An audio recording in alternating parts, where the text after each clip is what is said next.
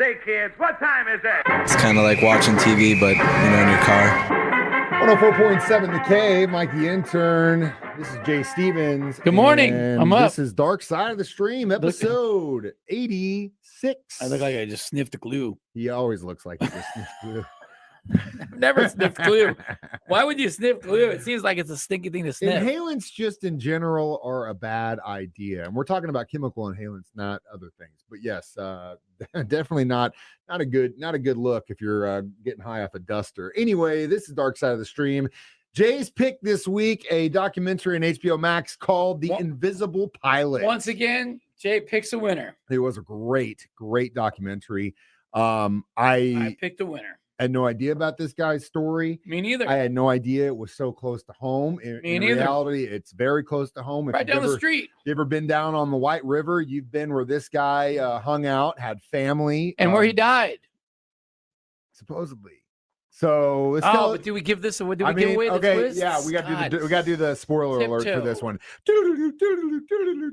Spoiler alert! All right. If you haven't seen it, turn it off. If you haven't seen this documentary called The Invisible Pilot, we're gonna throw the cat out of the bag right now because there's definitely a shocker at the beginning of episode 1 that you're right at the end when you're like, wait a minute, what? Hey, what? I could see it coming. You did see? Yeah, I could see it coming. Jordan could see it coming too. I didn't know how he did it in the way they did it, but I could definitely see it coming.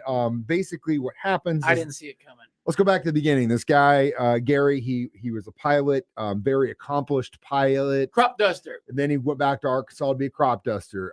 Had his own business, ends up selling it. They say that he was such a good crop duster that he would actually dip his plane into the White River. If you understand anything about aviation, putting your wheels in water going that fast is extremely dangerous.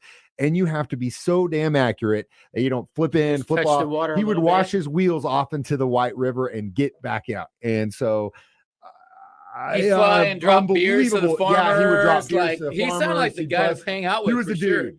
Good looking dude. Guy's guy. Wild man. Had it all. He definitely was. He was a wild child. He was with a woman. She was pregnant. Ended up leaving her for another woman. Starts a family with her, but sells his business. Goes to Alaska. Tries to make money on the oil deal. Puts all of his eggs in one basket. Ends up getting screwed. Loses a lot of money. Starts flying at the same time. He instead of to make ends meet. I love this part. They're up in Alaska. They start smoking weed a lot. And his wife, who I guess at the time was real straight edge, she goes, I'd never tried grass before. He kind of got me into it. And it was the first time I was like, whoa, this is incredible. The government's been lying to me about this. If they're lying to me about this, what else are they lying to me about? And I love that. I was like, oh, that's so good. Because she's, they're in their 70s and 80s now. And it was just, it's hindsight, but it was really cool to hear her say that. So he starts smuggling pot and oil and cigarettes and stuff and doing that little small time smuggle game in the north. Ends up getting popped.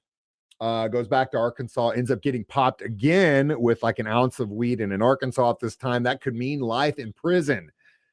So what do? Like anybody does, like good American does. You run from the law and fake your own death with small children. And we'll get to next on Dark Side of the Stream what he did after that on 104.7 The Cave. 104.7 The Cave, Mike the Intern, Jay Stevens back in the studio. It is Dark Side of the Stream this week discussing The Invisible Pilot. So Gary Betzner is now dead. And he gets on a motorcycle and rides west, ends up in Hawaii.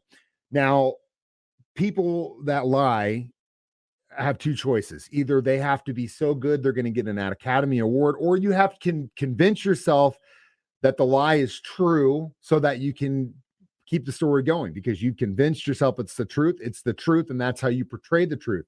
The way they got his wife to do this was unbelievably smart, was they hypnotized her.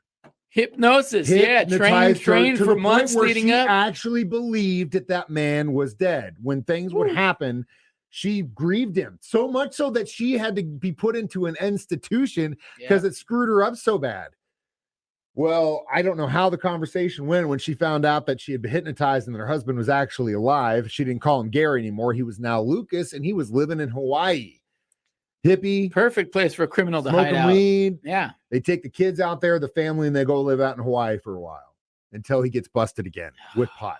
And so he's like, you know what? The kids have been living out here being hippies. They need to get into school. They need to do their thing. We can't be doing this anymore. Go back to Arkansas. I'll figure out a way to make money. So he sends the family back to Arkansas. Well, at the same time, he started dealing with gout.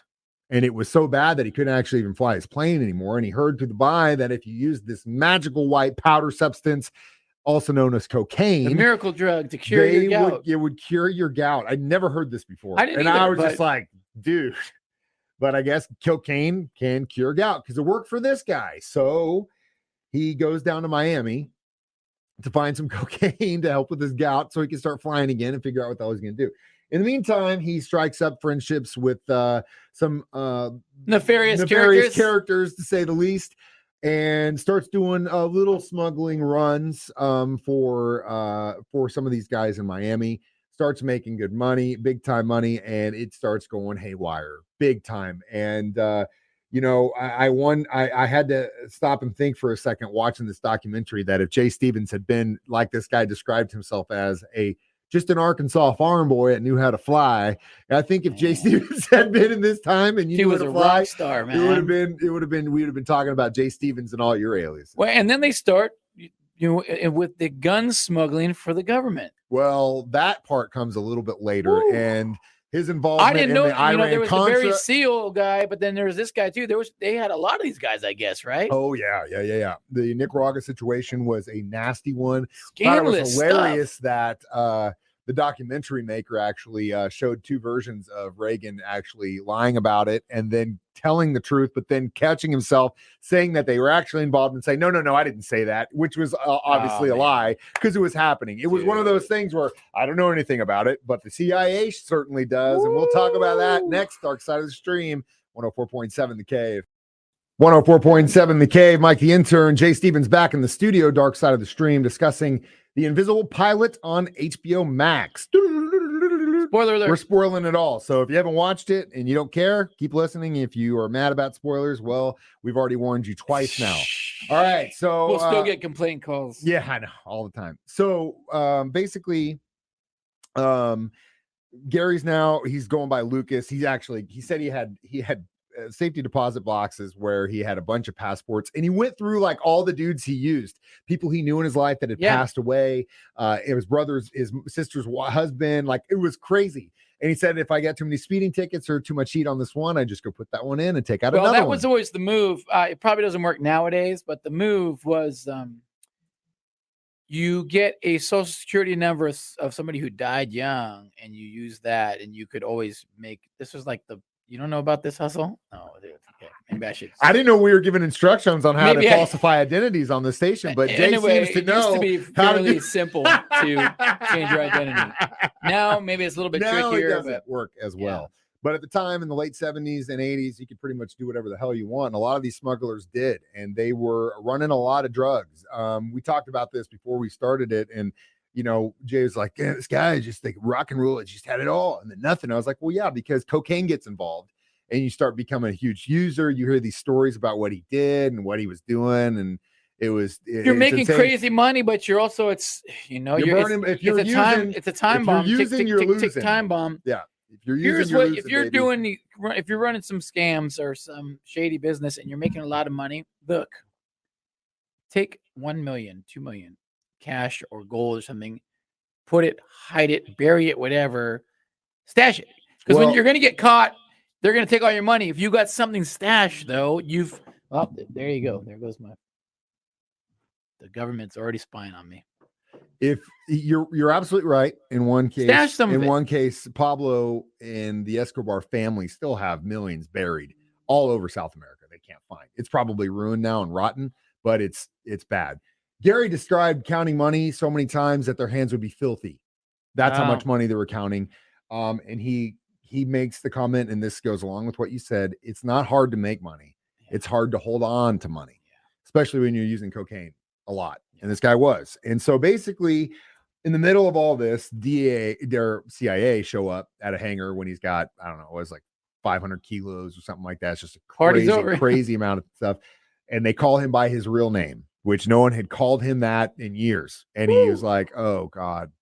And so basically they told him, you're going to take some guns and some mines and stuff down to Central America, make runs for us. And so he would do that, come back with cocaine, get paid, sometimes get paid in cocaine, sometimes get paid in cash. But essentially he was running guns for the CIA in the Iran-Contra incident down in and in exchange, they were looking the other way. And they would let him do it. Yeah. Now, they also, according to him, gave him immunity because he was working with the government. But as we know, the CIA wasn't really even working with the government themselves. Oh, man. But that was part of the game because they couldn't, essentially they wanted to stop communism in the South America. Eventually the Congress said, no, we're not financing you guys helping either side. That's not right. We're not doing it. Well, the administration at the time said, no, we're going to do that anyway.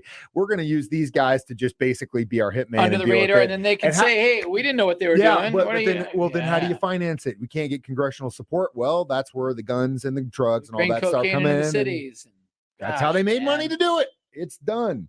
But I thought it was hilarious they got the old president lying on camera because he definitely knew about it, and he didn't do a very good job pretending that he didn't know about it. Woo. And it's a bad deal. But we're not talking about that situation. We're talking about this guy. So he does it for a while, and then eventually, and the Pablo Escobar story about how when he started working with Pablo, like they even found his first wife and kid, took pictures of him, sent it to him. Yeah. So just say, look, you know who we are, and we definitely know who you are.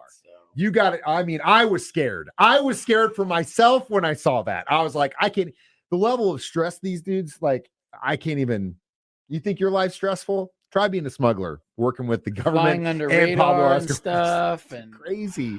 All right, we'll talk about our reviews. Dark Side of the Stream next on 104.7 The K. 104.7 The K. Mike the Intern. Jay Stevens back in the studio. Dark Side of the Stream, episode 86. The Invisible Pilot. So I would give this documentary at least 4 kilos of cocaine all day long. Yeah.